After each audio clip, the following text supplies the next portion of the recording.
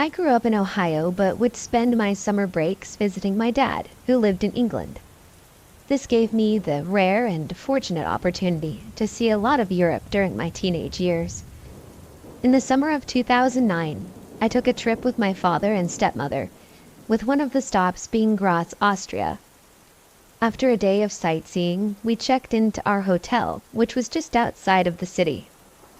Graz sits at the foot of the Alps, and our hotel was elevated, which gave us a nice view of the city at night, depending on your vantage point.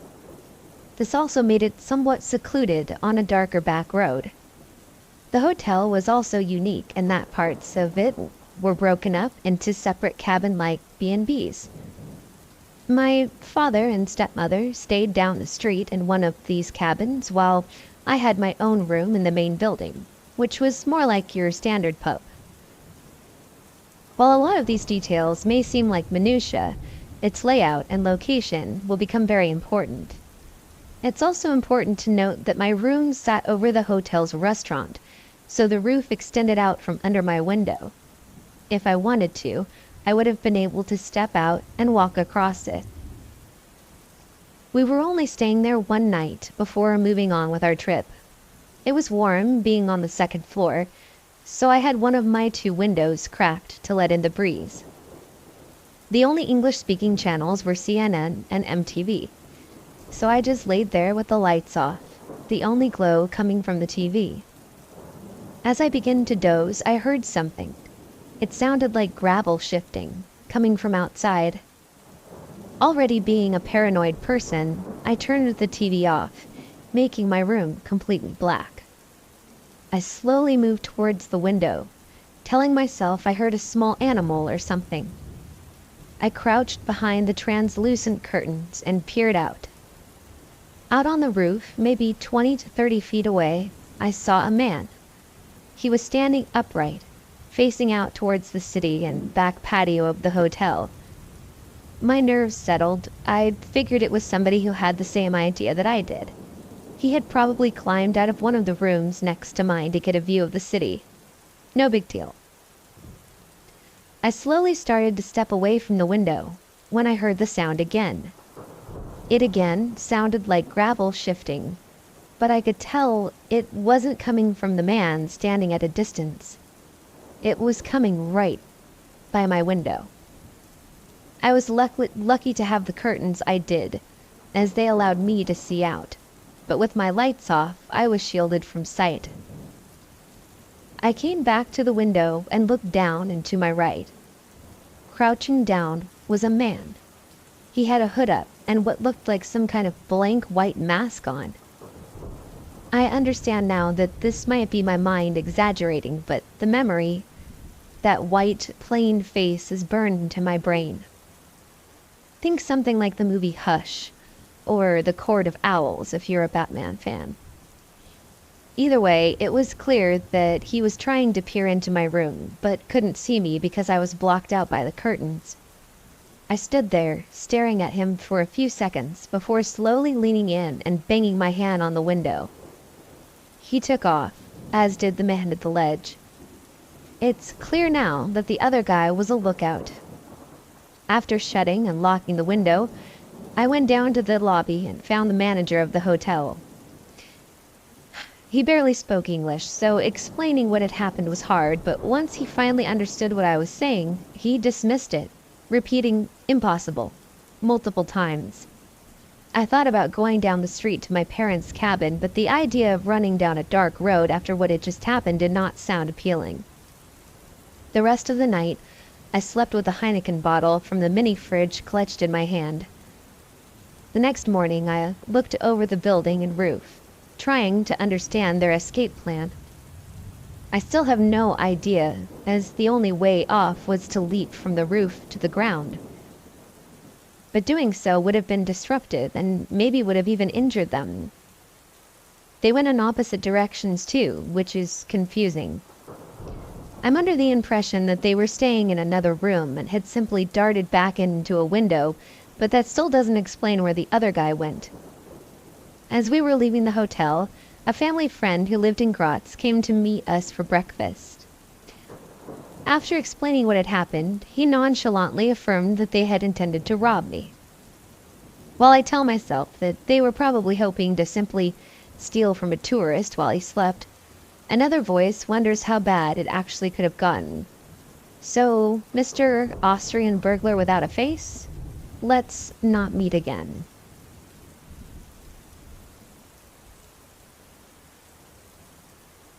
Okay, so this is a story about the strangest birthday I've ever had. For context, I am from Germany, and the legal age to drink here is 16 for beer and wine, and 18 for liquor. So on the day I turned 18, me and my best friend decided to go out to our nearest city to grab some drinks at a local bar. Since it was Tuesday night, even though the bar was pretty popular, there wasn't that much around and no people, so we just enjoyed spending time together, sipping some margaritas. All of a sudden, the waitress, who I actually kind of know because she previously graduated from the school I went to, comes up to us saying 2 men want to buy us a drink, pointing at the table at the other end of the outdoor section. At this time it was around 10 p.m., and even though it was midsummer, it started to get dark, so we didn't really see what the guys looked like at first. We just thought, yeah, screw it, why not? And we went over to thank them. At this time, I recognized that they were younger looking, maybe in their mid-20s. At least one of them was. The other guy with him was a middle-aged man, and he was obviously pretty intoxicated already. The younger guy, let's call him Tom, asked us to take a seat, and since he seemed like a nice guy that wanted to chat, we agreed. So as we're talking and getting to know each other a little bit, I noticed the older guy intensely staring at me. Like, he didn't even blink. I looked at him as I noticed this, and it was then that he said, "How old are you? You are so beautiful. Do you even know how beautiful you are?" I had told him I had just turned 18, laughed it off, clearly being uncomfortable, and thanked him for the compliment, since I knew he was clearly drunk, and tried to change the topic. As we were talking about life in general, Tom tells us that the older guy is actually his neighbor, who's currently going through a divorce, so he wanted to distract him with a night out. We thought it was sweet of him to help this guy going through a hard time. Then he mentions that his neighbor is an architect, encouraging him to maybe talk about his interesting profession rather than creeping on a freshly 18-year-old, because at this point he was constantly interrupting our conversation to tell me kind of inappropriate things, like how sexy and special he thought I was. Then the conversation turned dark real quick. The guy started to talk about how he doesn't seem to have any sense of life anymore, and that he wanted to kill himself. I also struggled a lot with depression since I was a child, so I wasn't super freaked out. I was more like feeling sad for the guy and trying to calm him down a little bit, while texting my best friend that was just seated next to me on maybe how we could get out of this situation. But then he said, "I can't. I just want to end it. I have a knife on you right now. I'm going to do it right now." Threatening his life, kind of begging us to tell him a reason to not do it. Tom, at this point, just started to apologize and to calm him down. Didn't really work. I mean, I felt sad for the guy, but we just met him maybe an hour and a half ago? Then you never know what an intoxicated man that claims he has nothing to lose that also carries a knife on him is capable of. Me and my best friend, being scared now, come up with a plan over text to fake a call from some male friend of ours who wanted to meet up. So she changed my name in her phone real quick to a guy's name, and so I called her while hiding my phone in the pocket of my vest. And let me tell you, this bitch performed the most realistic fake phone call I've ever witnessed. It was so good, actually, that for a moment I was like, wait, is she really calling me, or did she find a friend to call? At that point, the man is just begging us not to go, making us even more uncomfortable. But we just apologized ourselves and said we were about to leave. As we were going, Tom asked me for my number. I wanted to leave quickly, so I gave him my number, which he called immediately to make sure it was legitimate, of course, but I blocked him right after he texted me. If you'll ever read this, Tom, I am really sorry. You seem like a sweet dude, but this night was just not it, Chief. Me and my best friend still kind of joke about this day and how quickly it went from 0 to 100 and how we were definitely not prepared for this. Nothing happened to us that night, but it was very frightening nonetheless. Stay safe, ladies and gentlemen, because even though nothing happened to us in particular, you never know what people are capable of. And birthday suicide guy, let's not meet again.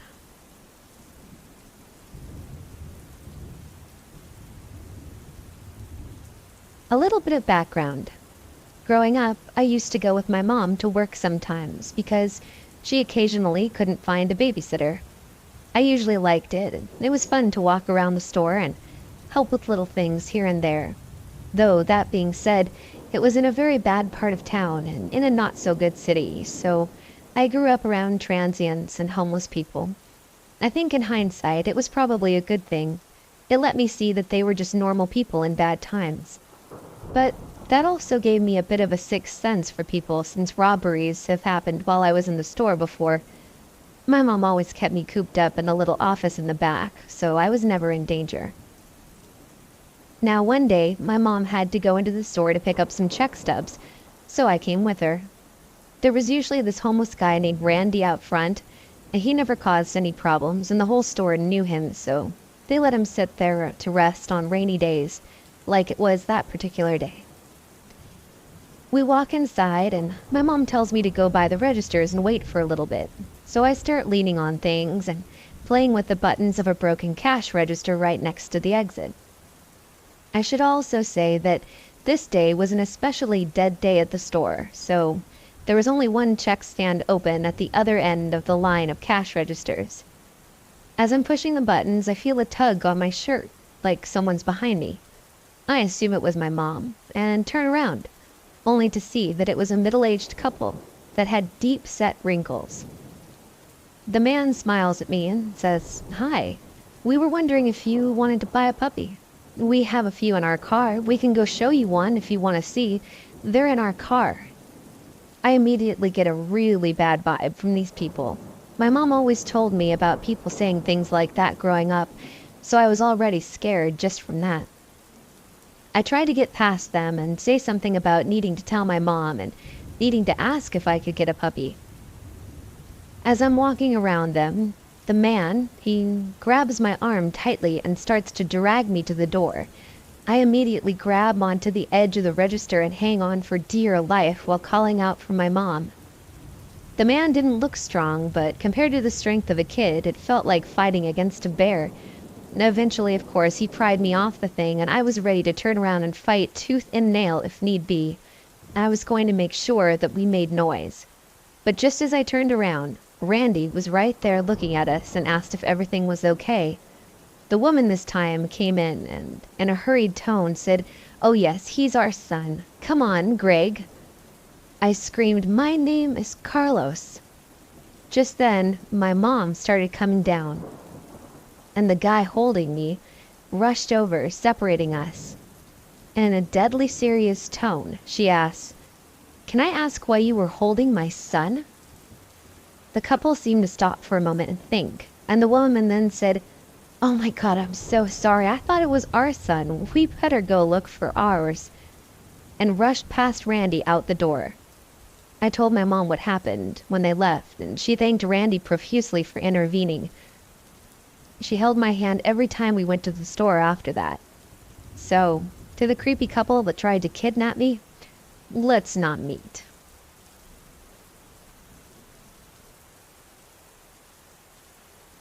So this happened when I was around 7 years old or so, with my brother, who is 4 years older than me. My brother and I were sitting in the car while our mom was shopping inside of a Fresh and Easy grocery store. Normally, we would lock the door as soon as our mom would leave, but that day, we forgot. This guy came walking out of the grocery store, and he had a very distinct and creepy look to him. Immediately, my brother and I looked at each other and started yelling, "Murderer!" while laughing. We locked the doors as more of a joke, but looking back, it was a smart move. 10 or so minutes later, we see my mom briskly walking out of the store. As soon as she got to the car, she threw the groceries in the trunk and got in as fast as she could. Since we still thought it was funny, my brother and I began to tell her about the creepy-looking guy and how we thought he was a serial killer.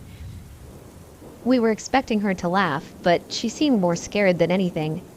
She asked us if we locked the doors and proceeded to tell us her experience inside the grocery store. The same guy was following her around as she shopped, staring right at her. She had to basically walk around in circles to get him to stop following her. Finally, he left the store, coinciding with when we saw him. After hearing her story, we were so glad we locked that car door. What first seemed like a slightly creepy guy was suddenly a lot scarier. So, creepy grocery store stalker dude? Let's not meet.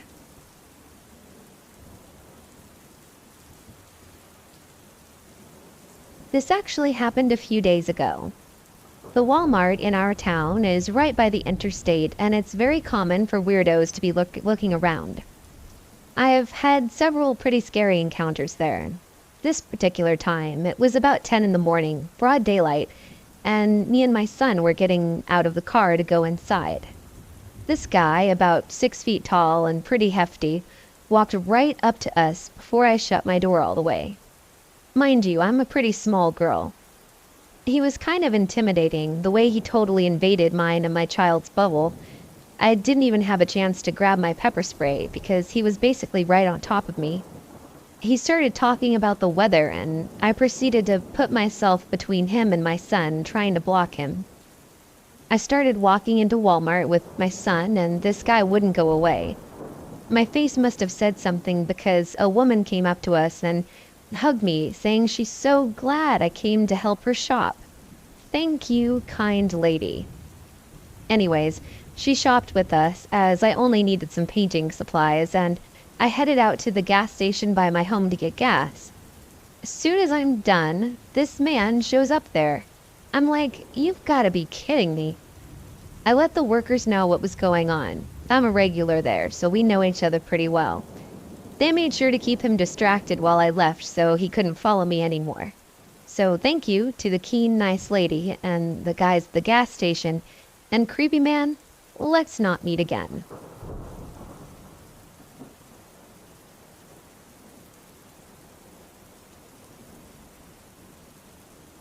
My senior year of high school, I started talking with this super hot emo punk kid named Brian on AIM.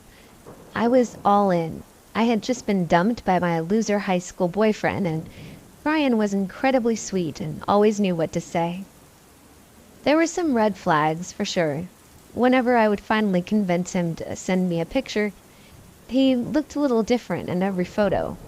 Like, they could have been pictures of different people, but it looked similar enough, and the guy liner was on point, so I just accepted it. We also never talked on the phone. I would beg him to let me call him, but he always had an excuse. Finally, the summer before I left for college, he let me call him, and his voice was super weird. My friend was convinced that it was like a 50-year-old woman, but I was like, hell no, this is Brian. I was so blinded that I ignored every warning sign. I told him everything. He knew all my passwords, everything about my day-to-day life. Literally every single one of my friends told me he wasn't real and that I needed to stop being a dumbass. But I honestly loved him. That fall, I left for college. My first roommate was a total windbag who had a mile-long list of rules for the room. No boys ever allowed in. I wasn't allowed to touch her Left Behind series that she proudly displayed. No guests after 8 p.m., etc. So I was desperate to bounce. I found out there was an empty room and requested a transfer for winter semester. I knew that going in blind was a risk, but it couldn't be worse than Left Behind chick. At the same time, I was loving everything else about college. Things with Brian kind of waned because life was busy and I wanted to experience everything, aka other dudes. He would call me 20 times a day, message me all the time, constantly barrage me about whether or not I had a Facebook and wanted the password to it. The hell no. Finally, I broke things off for good. The next semester, I moved into my awesome new room. My roommate is a fellow freshman from Massachusetts who was transferred that semester. She was loaded and brought basically everything we would need for the room. Her mom got us matching bedding from Pottery Barn. It was awesome. She was a little weird and always wanted to hang out the first week, but I figured it was just nerves. The first weekend after class started, I was chilling with some friends in the quad area, and she comes over and throws her keys at me and is like, "Have fun screwing these losers." I was like, what the hell is going on? I ended up sleeping at one of my girlfriend's rooms that night because I was super freaked out. The next day, it was like nothing happened. We hung out that whole week. She was very perceptive and helpful. I was amped to have met what I thought would be my college bestie. The next weekend, I convinced her to come out and we're having a blast, dancing with dudes. And then things were escalating with me and soccer jocks, so I let her know I was bailing. We were a 2-minute walk from the soccer house and came with a group, so I figured it was no big deal. I get back to the room later that night, and I see that stuff is torn up. Clothes ripped out of the closet, stuff all over the floor. She's sitting on my bed and her arm is bleeding. I ask her what the hell's going on. She had broken my coffee cup and carved my initials into her arm. I run and got the RA because I'm not trying to get murdered. She ended up getting committed later that night and her parents flew down. This is where stuff gets even weirder. She was Brian. Yeah. She told her parents, and they told me. She decided to try to start things with me like her true self, applied to my school, called the housing department to request me as a roommate, emailed housing from my email and requested her as my roommate and then deleted all the emails. Her parents apologized, said that I could keep all the stuff in the room. They withdrew her from classes and left. I got a no contact order, and the craziest story of my life. So, crazy roommate Brian, not Brian, let's never meet again.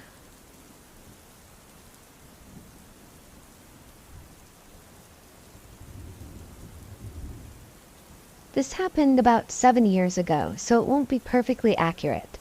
To set the scene, I live in the outskirts of a town at the end of terraced houses, and there are lots of houses in my area, in front and behind. I was home alone with our 3 dogs. My boyfriend was over at his friend's, which was about a 3-minute walk away. At this time, we didn't really lock the front door if one of us was in the house. Now I do. Nothing really happened where we lived, and we had 3 decent-sized dogs, and we were a bit naive. And to be fair, I had recently moved in here with my boyfriend, and before I lived in a small village where everyone knew everyone, and you could actually leave your door unlocked. So I was sat in my PJs watching TV with all the dogs next to me when the door knocks. It was about 10 p.m. and I was in my pajamas, so I was a little bit annoyed. I got the dogs off me and walked out of my living room, and I pulled the living room door closed, closing the dogs in. Bear in mind this took all of 10 seconds. And as I approached the door, it swings open, and this man I have never seen before storms into my house and gets right in my face. There's another man and woman right behind him who didn't enter my house. I was literally frozen in shock. The man screamed into my face, "Who the S do you think you are?" I was still in complete shock. "You think you can run around here and do what you want? Causing shit?" I said, "What are you on about?" "Oh, don't give me that crap. You think I'm an effing muppet? I saw you and all your little friends running back into this house."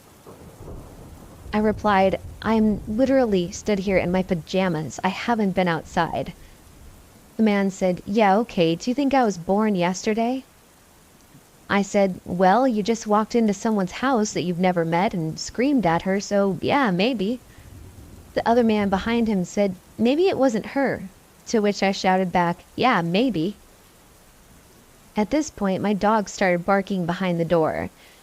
The man stared at me for what seems like forever, but it was probably only a couple of seconds, and then quickly walks out and slams the door shut. I was just stood there shaking for a few seconds before I started to just get mad, and I realized what had just happened. I locked the door and rang my boyfriend straight away, who got home in about 1 minute flat, but the group was nowhere to be seen. We didn't call the police. I didn't want to. Don't ask me why, and I couldn't really give my boyfriend a good description when he was asking. In the 7 years since, I have not bumped into these people again, thank God, and I always lock the door now. Thankfully, as we have had 2 other occasions where people have come late at night, but those are other stories. However, if it did happen again, I would like to think that I would handle it better now. But rude, creepy man who stormed into my house late at night? Let's not meet again.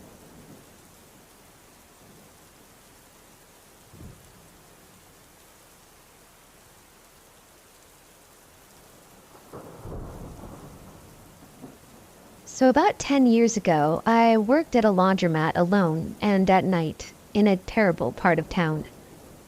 To sum the place up, it was down the street from the projects, and lots of prostitutes would come in asking to use my phone. Crackheads tried to sell me things, like an opened container of powdered iced tea, and there had been a serial killer whose house you could see from our parking lot. It was around 8 at night, and dark, on a Saturday. Saturdays were the worst. And as usual, I was working alone. The only customers in there were a Spanish couple and their young son, probably around 5 years old. A Rastafarian man walks in, tall and burly, with long gray-black dreads, looking very pissed.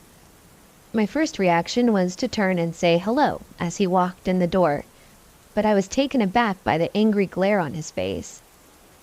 He was walking quickly, and it looked like he was about to fight someone.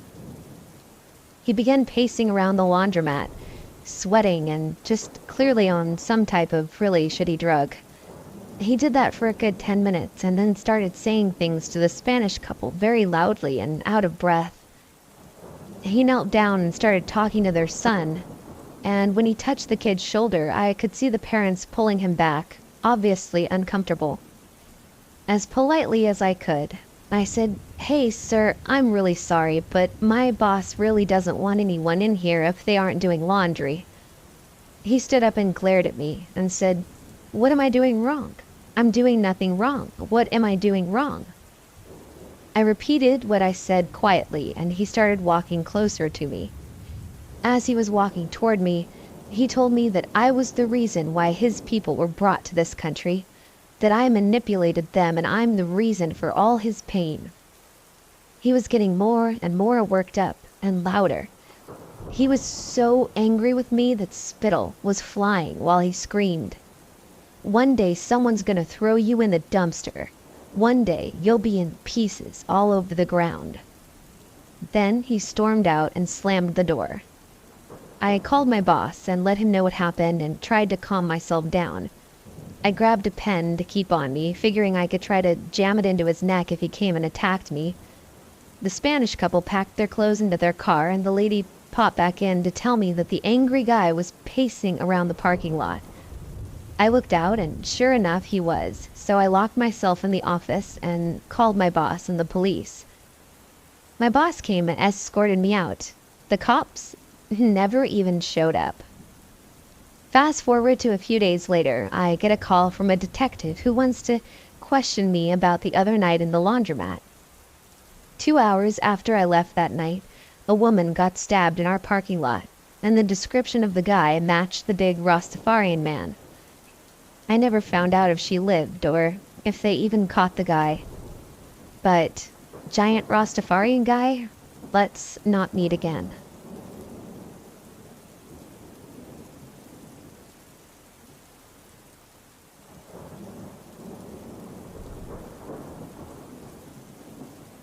When I was younger, between the ages of 12 and 15, I lived in a very quiet and well-to-do neighborhood. There were some kids, but it was mostly older couples or retired seniors who lived there. It's a very safe neighborhood. My parents don't even lock their car doors at home, and Sometimes the front door is left open with the storm door unlocked, so nobody really assumes that anything's going to happen.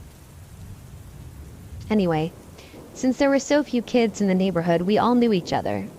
Activity pretty much centered around this one house with a family that had 5 kids, 3 of whom were also around 12 to 15. Often we'd go out in the early evening or nighttime to their house and play manhunt in the dark while our parents would hang out and catch up. Keep in mind that my family has 4 kids, and with the additional neighborhood kids, we had about 10 to 12 kids under the age of 16 playing manhunt at 10 p.m. Activity stayed on the property of the house, but we did venture towards the street at times. One night we were playing manhunt and getting quite into it. It was late, probably 9:30 to 10 o'clock p.m. I don't remember exactly what happened, but at one point we started noticing that there was a red pickup truck who kept driving really slowly past the house where we were playing. Us, being naive children, didn't think much of it at first. A lot of people are friends in the neighborhood, so we assumed it was just a family friend, until it didn't stop happening. I, being the oldest of 4 and the second oldest of the group, and also incredibly paranoid, decided that we should all probably go to the backyard where it's fenced off and tell our parents. They were moderately concerned, but weren't worried, and told us to stay in the backyard.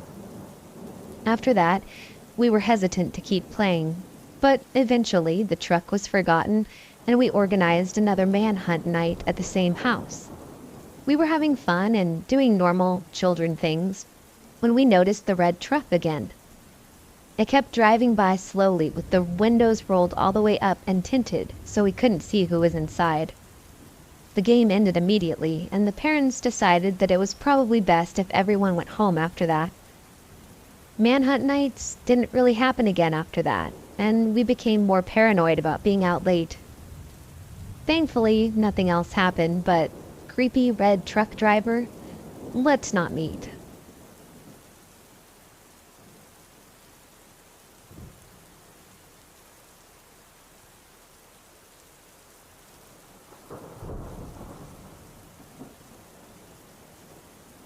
This story is short and sweet and to the point, but it was still scary. It's been the only time that I was truly in danger. I was around 6 years old. My family and I were just leaving the supermarket. I was begging my mom for some candy, and by the time we left, I didn't get any, so I threw a huge fit. I started stomping and crying at the exit and threatened my mom that I wouldn't leave without getting the candy. She said, "Fine, stay here then," and left me at the exit. This made me cry and scream even louder. As she was getting closer to the car, a man approached me. He just said these simple words: "Get in my van, boy. We'll catch her." I stopped crying immediately, as I knew what stranger danger was by then. I just looked at the guy and knew something bad was going to happen. My mom quickly rushed back, grabbed my hand, and yanked me away. She didn't say a word to the man, but she gave him a death glare. Needless to say, I was quiet the whole ride back home. I'm not sure what would have happened if my mom had decided to pack the groceries before she came back to get me from my little fit.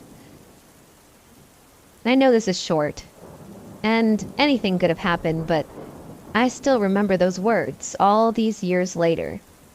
We'll catch her. So creepy guy in the van, let's never meet again.